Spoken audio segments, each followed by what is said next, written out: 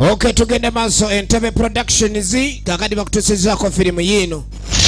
Kasooke tulengera akalango kano kwegamba tusooke tukinyonyoke omanye kiki ekiri ku Coming Soon ne Blast Films.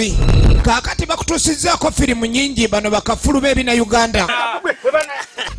Ne bagiyita abagwagwa abana.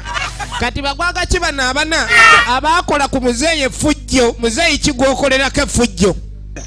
Banange baana mwe mwandimpisiza bulungi. Ene futte mwe wajjo fleking. Kakati bazanyira ku mukadde omulogo. Abaloze buli omu afaanana munne. Banange baninozere batafaananya guli omukandala. Bonna banna bazanyira ku mulogo n'abaloga. Abagwagwa the four idiots. Ne mwana gwe ekyokunfaanana okoze kibi. Kubanga ogenda kunzibanga buli omu alowooza byotwala byange nga bamanyi gwenze. Bagiyita for idiots. Omuli abazanyi baabo mulembe ga Matiya Sali. Eno togisubwa. Tukoze tutya okuyambibwa omuntu azzeemu atya okwetereza ekikolimo ekitakyusibwa.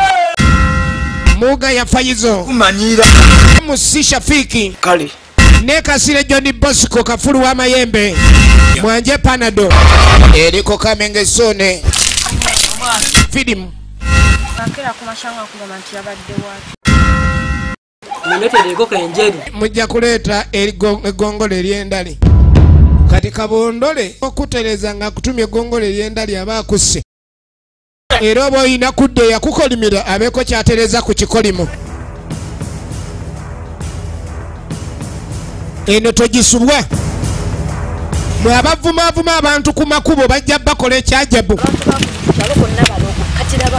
eri ku Coming Soon n'abazanyi babakuzanyira komedi ow'omulembe era tosubwa Muga ya Fayizo. Firimu yino tukyalengera kalankayo katono nnyo ate nga nagambye mu MK Majestic Plaza level 5 eduuka liri namba 8 ejjudde abazanyi b'ab'omulembe.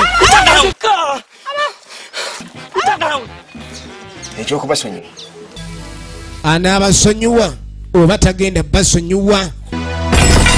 Bagiyita the four idiots abagwagwa. Gifune mu MK Majestic Plaza level 5 eduuka liri namba 8 mu firimu ennyingi z'olaba bina Uganda neno togisubwa kubanga nayo ya mulembe.